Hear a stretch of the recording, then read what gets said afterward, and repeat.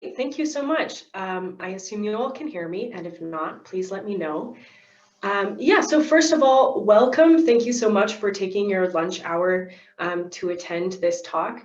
I'm planning to give kind of a brief overview of the general research context and talk about some phenomena of interest and preliminary questions I've been asking or considering asking, and also share some preliminary observations from analyses that I've done so far.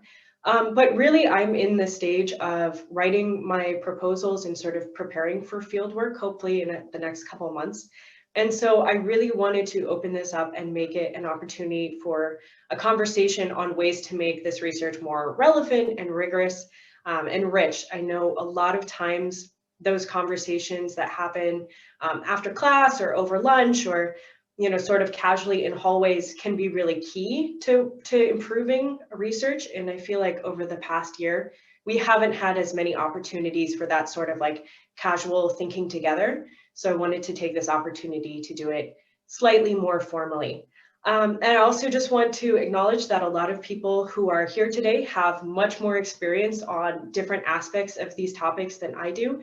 And I'm so grateful that you all are here and really looking forward to talking about this together. As my final caveat, I have terrible allergies this morning. So I'm going to try not to be sneezing all over. If I leave the frame, it's not because I'm running away. I'm just going to sneeze and come back. And if I'm sniffling, it's not because of harsh feedback or criticism. It's just the way things are today. So with that said, let's get started. So my research context in its very sort of broadest strokes version is that there are about 25 to 35, numbers kind of vary over time, communities that are known as ejidos in the Yucatan Peninsula of Mexico that have chicle harvesting cooperatives. All right, so here we've already brought up a couple words which are new to a lot of us, certainly were new to me a couple years ago. So chicle is an edible latex that is tapped from the chico zapote tree. The scientific name is Manilcara sapota, for use in natural chewing gum. And I say natural because most of the chewing gum that we chew today is not natural. You can find natural, often billed as organic chewing gum if you pay significantly more for it, sort of some artisanal gum. And then also the ejidos are types of communally owned communities with communal agricultural and often forest lands, and then a very specific governance structure. It's a type of land tenure that is unique to Mexico, and it dates back over 100 years. So chicle is the product, ejidos are the name for the specific kind of community, and I'll be using those terms throughout. So the Yucatan Peninsula is home to the Selva Maya, kind of Spanish for the Maya jungle. It's the second largest tropical forest in the Americas after the Amazon. And even though it has many of the same plant and animal species as you would find either elsewhere in Central America or even down in the Amazon, because the peninsula is composed of largely limestone geology, like Florida, its soils tend to be nutrient poor and they don't hold water very well. There aren't really any surface sources of water. So the forest, the Selva Maya there tends to be sort of shorter, a little bit drier and a little bit more deciduous of a tropical forest than the same species might be elsewhere. And this forest is also extensively shaped by Maya settlement, both going back to ancient Maya civilizations, continuing through to today. There are even some tree species which are very, very strongly correlated with old settlement patterns, etc. So this is really a forest that has human fingerprints all over it and has for many, many hundreds of years, thousands of years, actually. Because of the limitations of the lack of surface water and the type of soils, etc., this isn't a region where there's ever been a lot of farming, or really, like, not a lot, I should clarify. There hasn't been a lot of large-scale farming or cattle ranching until modern day with the use of some new technologies. Historically, the key extractive activities have included the harvesting of mahogany, and different other kinds of valuable woods, the tapping of chicle, which we'll be talking about a lot today, and then also the cultivation of henequen, which is an agave fiber that was used for ropes in the coastal regions. And that was generally grown in plantations. So let's talk a little bit more about chicle. So as mentioned, chicle is tapped from chico zapote trees. And chico zapote is not really domesticated, so it's tapped from wild trees. As you can see here in this picture on the left, a chiclero, somebody who harvests chicle, often climbs up to about 30 feet up a tree using a rope and these sort of heel spikes on your shoes with a machete, and then cuts diagonal incisions in the bark so that the latex can kind of free flow down into a collection bag at the base of the tree. Trees can only be tapped or are best tapped in the wet season where there's a lot of rain and the latex is flowing more frequently or more freely. And they also can only be tapped every couple of years. So after being tapped, a tree may need to rest for 4 to 6 years, depending on its size and some other factors, before it can be tapped again if it's not going to damage the tree. After the chicle is collected, it's boiled down, and you can kind of see this is a large open kettle over a fire until it reaches a higher thickness. And then it's kind of spread out, as you can see here, and then packed into this sort of brick-shaped like mold to put it in easily storable and transportable units. And Chico Zapote is best known for its production of chicle, but at least, you know, outside of Mexico. But it's really a species that has a lot of uses. So going back to the ancient Maya civilizations, it was used as timber in construction of temples. And there are actually lintels over doorways in Maya temples today that are still good, that are made of chico zapote wood, because it's very rot and termite resistant.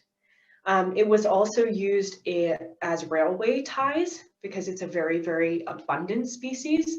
It's in fact, in most regions of the Selva Maya, it is the or one of the most abundant species. And it continues to be used for timber and construction, for, you know, sort of subsistence firewood. It's also used for the production of charcoal, and I've put a picture of a pepper here because it's also used for smoking jalapeno peppers into chipotle peppers in this region. It's also used in the construction of tourist infrastructure and huts. Antonio, who's here today, did some really interesting work on that for his dissertation.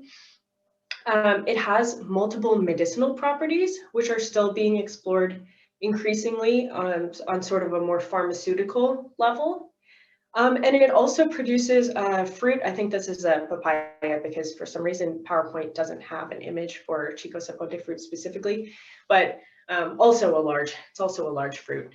I don't think it has individual, I don't know what the seeds look like, so I'm going to stop there. But so the fruit is edible for humans. I'm told it's very, very good. And it's also a core food source for a lot of kinds of animals, including bats, deer, some pecaries, some tapirs, which in turn has led Chico Zapote trees to be known as great locations for subsistence hunting, for people who are hunting for food, as locations, you know, sort of for like ecotourism. If you want to have a good shot at seeing some really good, cool animals, it's great to go to where there are fruiting trees. And for all of these reasons, both in its modern uses and its historical uses, Chico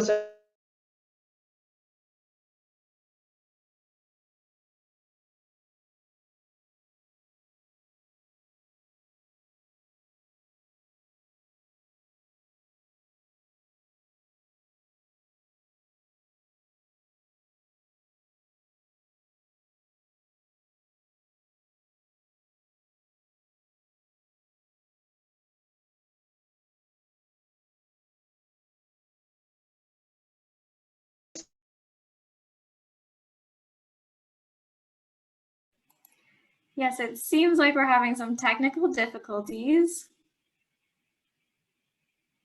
Okay, you're back. Hi, where did you guys lose me? Sorry, where did I lose you all? So you were at the end of explaining the different uses for Okay. all these different reasons, and then I cut off. Okay, that sounds great. You know, if it gets really bad, somebody else who's done research on Chiclet, just jump in and stall for me. Or Wendell, you could sing like you said you would. That would be great. Okay. Again, let me not mute myself. That would not be helpful.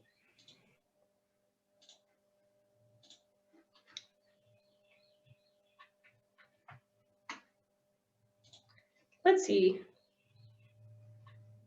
Okay. I'm not quite sure where I was, but in short, Chico Zapote also has a lot of use for medicine and as a major food source for a lot of different kinds of mammals, which in turn makes it a great spot for subsistence hunting and ecotourism.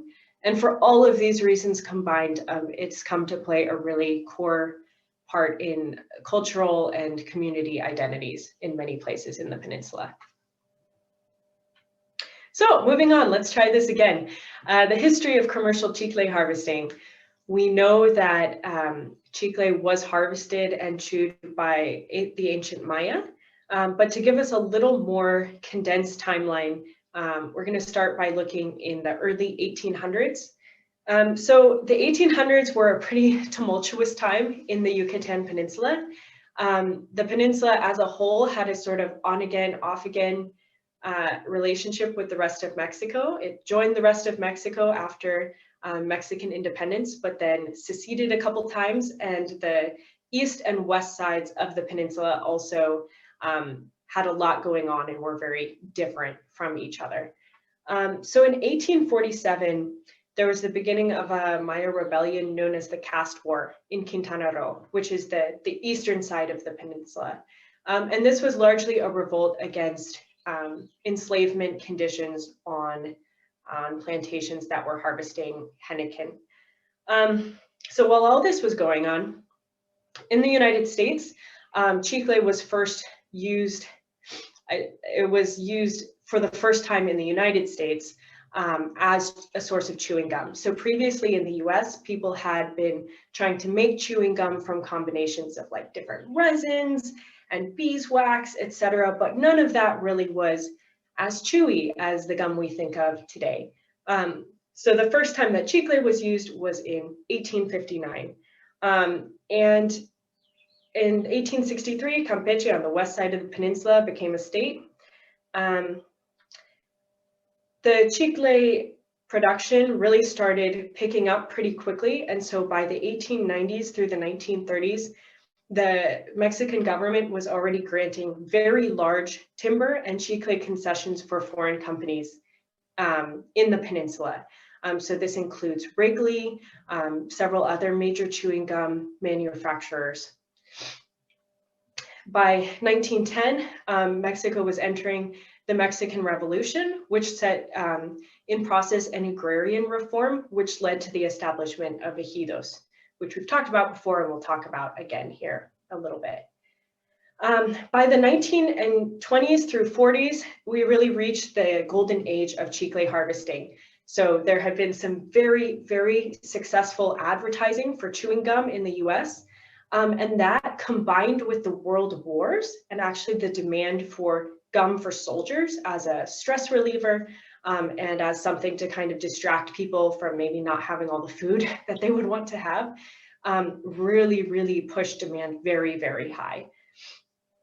So throughout this time, there were a lot of camps of maybe 20 or so chicleros, often with a cook, who would set up camp in different parts of the peninsula and then move every couple of days or weeks as they sort of exhausted the Chico Zapote trees that were in walking distance.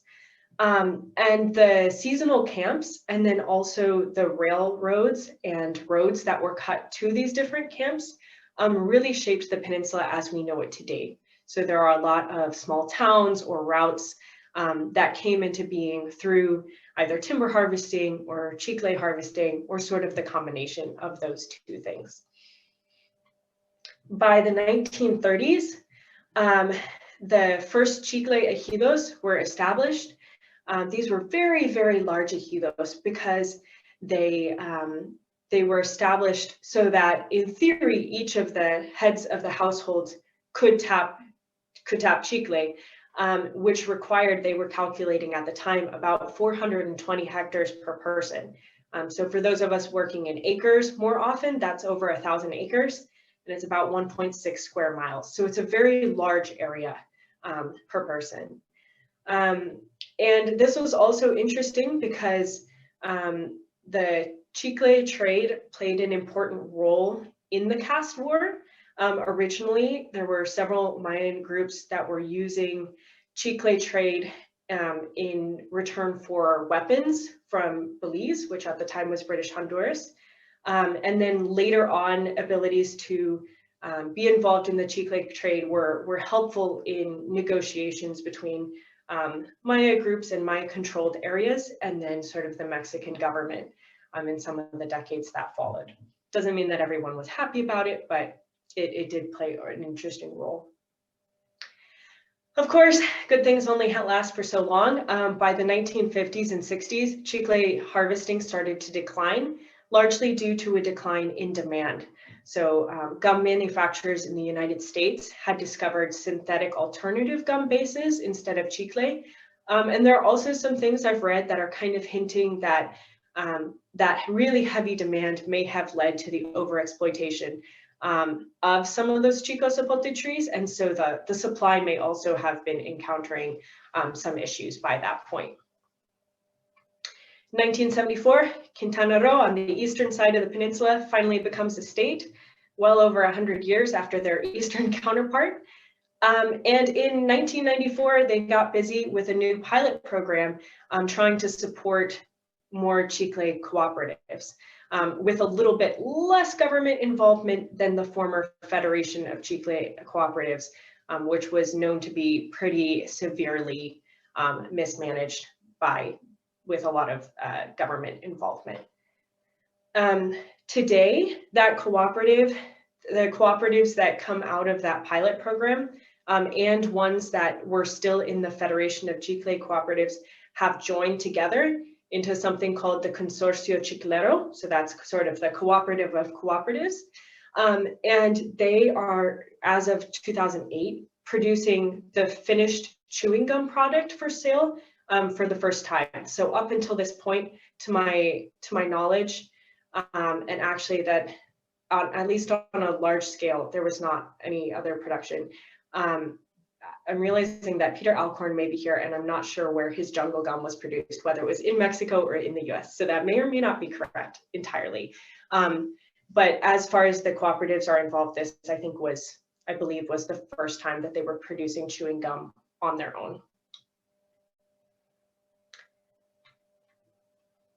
Okay, so let's talk a little bit briefly about the cooperatives today. And I say today in quotation marks because the list of named cooperatives and communities I have is from 2009 through 2010. I'm still looking for a more updated version on that, but have yet to find one. So as of 2009-2010, the Consorcio Chiclero represented approximately officially 56 cooperatives, of which they listed 32. And of those 32, 25 of them were associated with ejidos. So in this map here on the left side, in the sort of evergreen green, these are the ejidos that are in Campeche. And in the olive green, we have the ejidos that are in Quintana Roo. And I have unfortunately left out the state boundaries in the water, but you can kind of see the overall shape of the peninsula up here. I've also excluded the ejidos that are in Yucatan because none of them are chicle producing to my knowledge. And so then the ejidos that are actually producing chicle are these lime green ones with the red outline. And then the other interesting factor about the chicle harvesters today is that many of them seem to be older men. And I've yet to see any cases of women chicle harvesters, although we know that they are now involved in some cases in the actual gum production in the gum making plant. So as that quick overview timeline demonstrated, nothing is static, not even in the Yucatan Peninsula. And so there's a lot of demographic change going on in communities. You hear a lot about sort of internal migration, people working nearby in tourist centers, et cetera. There's a lot more education in communities now than there was previously. So that's a big change between generations. We all know that COVID has had a big effect on communities worldwide. And that includes, having a direct effect on elderly community members especially, which is very interesting to me thinking about chicleros. I've yet to see something directly connecting the effects of COVID on these mostly older chicleros, but I can imagine that there is probably one.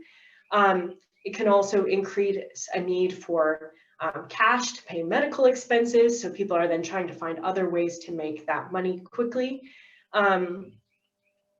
And then there's also the train Maya. So on the right side here, I have one of the pictures of the proposed route of the train. It's a little hard to identify exactly where the train will go or what it will do, although it's currently being billed as a joint tourist and cargo train, just because that information sort of changes between different government announcements. And this is a very informal way to do it, but when I overlay the ejidos onto this map, it's not a perfect fit over here on the left side, but it's pretty clear even just by looking at this, that the chicle ejidos that are in red are going to be pretty strongly affected by the route of this train. By my count, I think 16 of the 23 outlines that are on here for chicle ejidos are directly touched by the train route. So that is going to be a very big effect on those communities, I think, if and when it comes to be finished.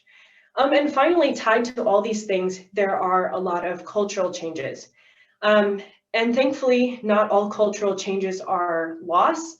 Again, I want to thank Antonio for pointing out to me this Maya rapper whose name is Pat Boy, who's done a bunch of super cool work reinvigorating Maya language enthusiasm among young people.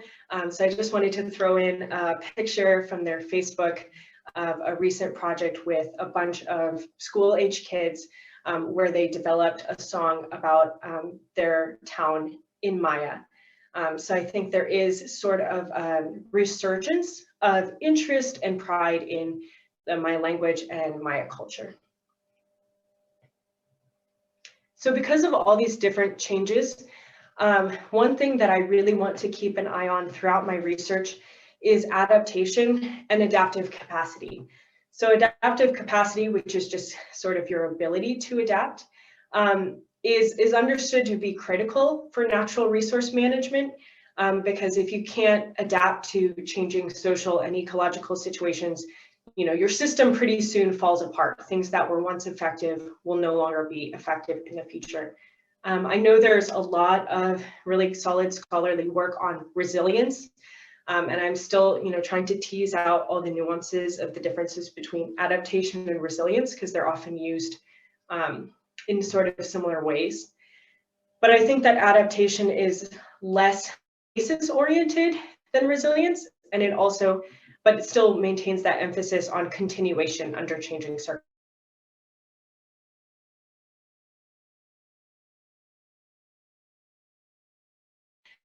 Because even while communities managing their own for timber, to be doing success, scholars such as Dee highlighted that change is really challenging for community organizations. Did you lose me again? It was breaking up a little bit when you were talking. Okay, I don't know why this happens. It only happens when I have important things going. But anyway, okay, so basic adaptation can be challenging for community-based resource management because they often don't have the connections with other organizations, either horizontally or vertically, that are needed to really weather those changes. So some of the questions I'm interested in exploring are, first, what ejido level factors predict or are really strongly associated with chicle harvesting? And I specifically wanted to design this question to be one that I could start on remotely from afar. So I'm basing this in a spatial and statistical analysis currently of chicle harvesting communities versus non-chicle harvesting communities. But I would also be interested in doing a comparison of current and former chicle harvesting communities if I can get a list that will give me a good cohort to work with for that. So some of the factors that kind of come quickly to mind as affecting, whether a community decides to use forest for chicle, this is supposed to be chicle, these little white blocks down here, are things like their different aspects of social economic status, what kind of forest they have. Obviously, it needs to be the right ecosystem and sort of vegetation to support chicle harvesting. Maybe ethnic identity as sort of a proxy for cultural values. Degrees of forest cover maintenance, whether there's a lot of forest cover loss or not. Participation in different government programs, particularly for those who are familiar with Mexican ejidos, in Procede, which was a program that kind of was encouraging communities to individually parcel and then in many cases privatize their land. And also things like education level in communities, the location, how close are they to tourism centers or to places where chicle are exported from, etc. The ejido size, maybe the size of the community, the ratio between those, the size of the forest, different demographics, and then maybe their history. Were they one of those original ejido chicles that, chicle ejidos that's, been identified with chicle since the 1930s or not? I think those things could have an effect on whether an ejido decides to continue chicle harvesting. And I think all of these things are factors that I should be able to gain an understanding from remotely using existing databases. So just for a quick overview at a couple analyses I've started doing, here looking at a comparison of ejidos that do produce chicle, which is here in this green, versus ones that don't, which are in this weird sort of orange color, by state. So this is Campeche on the left and Quintana Roo on the right, and also broken down by their municipality, because the different municipal regions have on average different ejido sizes. And I kind of expected that chicle ejidos would be a lot bigger than non-chicle ejidos. And I based that expectation on the history of the chicle ejidos and the fact that there was that original consideration of 420 hectares of land per chiclero. And so this is sort of partially upheld so far. You can see that the chicle ejidos in green are on average bigger than their counterparts in the same region. Universal rule, especially in Campeche, there are a lot of big ejidos that are not chicle harvesting. And even here in Quintana Roo, there's a lot of variability in this, for example. I think a next step for me here is going to be analyzing not the community size overall, but the maximum possible size of their forest area, which I can get to by subtracting out some of the agricultural, but it's going to take a little bit of doing, which is why that hasn't happened yet. But thinking the hypothesis of association enrollment in government programs, in this map, chicle ejidos in orange and the non-chicle ejidos in green. I know that swapped from the previous slide, my apologies. And then this pink is actually individually typed agricultural land. And again, that happened through the government program Procede, which is often seen as kind of an intermediate that's encouraging ejidos towards privatization. we can see that on the western side of Campeche, there has been a lot of individual titling agricultural lands, but really that both on the east side of the state and in Quintana, there's been very, and I think that's true, you know, also in the Chicle ejidos here. So I think that's a relationship worth exploring, but again, it may not be exclusive to the Chicle ejidos. It has to do, I'm not really sure what it has to do with yet, but we'll try to figure that out. And finally, I started digging into a little bit the different age groups. I don't know if you can hear me. Am I back? Yeah, okay. Digging into the different age groups of some of these communities. So this is just looking at the chicle producing communities in Campeche.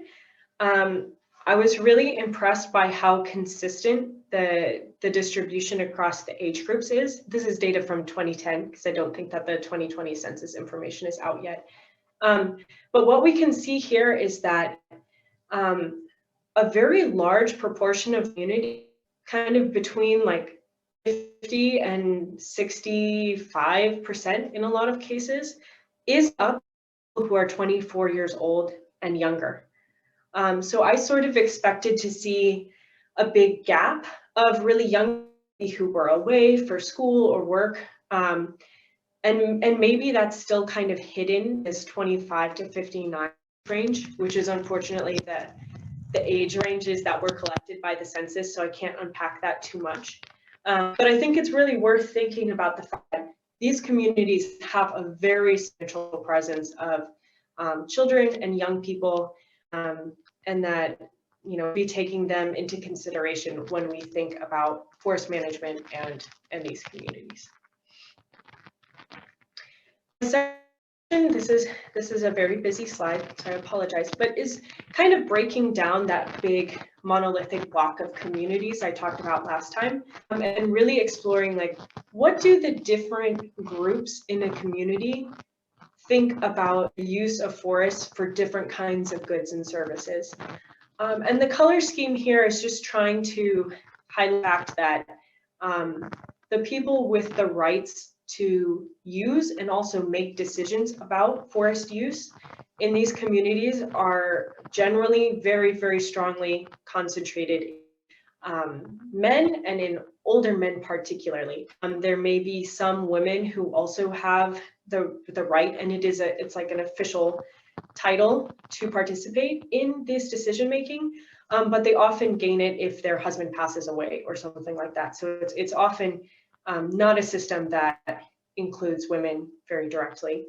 And I think this is important to think about because, again, you know, if there's a very small proportion of the community that's making decisions about forests, but perhaps the opinions of the majority would actually really be more interested in a different kind of forest use, I think that's something that's worth noting and exploring and thinking about ways to sort of bring some of those visions together for the good of communities.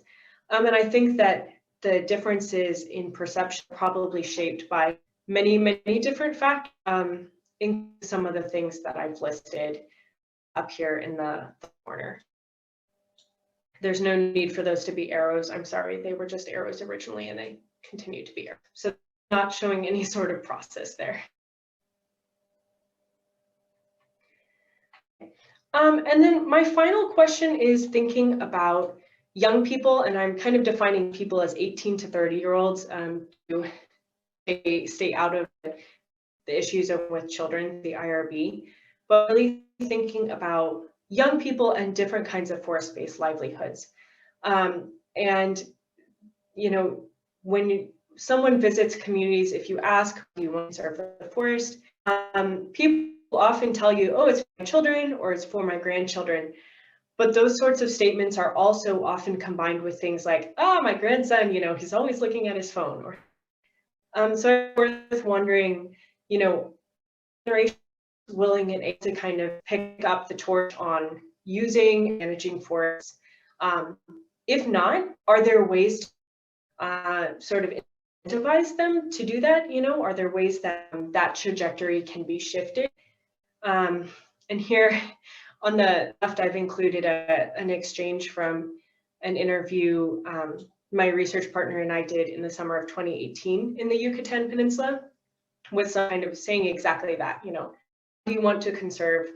Oh, it's for the kids that we're going to have, or the grandkids. We really want them to see what kind of forest there is here. And then along the bottom, I've just pulled a couple screenshots from that video project that I mentioned earlier with the Maya language wrap, just to put some sort of faces to the concept of youth and the next generations that we're talking about here. Again, question 3, what factors affect young adults' interests or lack thereof in kinds of forest-based livelihoods? I've thrown a couple types of forest-based livelihoods up here on the graph. That's not a hard and fast or limited list. And then I want to talk with people who are both still living on, and then also, if I can find them, who have moved off of the ejido, and say, you know, what things shape how you think about this? Is it something you would consider? Is it not? You know, how can we work to get there to kind of help shape the future conservation and management of forests in these communities? So that is the end of my section of the presentation, essentially. I am very happy to answer questions. I also wanted to turn around and ask for you all. I think we have about 20 minutes. So I just wanted to say, you know, thinking about the things that I've been thinking about the things that you are thinking about in your work, what else is worth considering or exploring in this context? You know, am I missing something? Is there something that really needs to be unpacked? In what ways could the research questions be sort of more rigorous and more relevant? Like, you know, is there something that's really pressing that's just not being addressed here at all? And I would just love any recommendations for making this research sort of more creative, engaging, especially when it comes to working with young people. Yeah, so I guess with that, I'll open for any questions and or for discussion.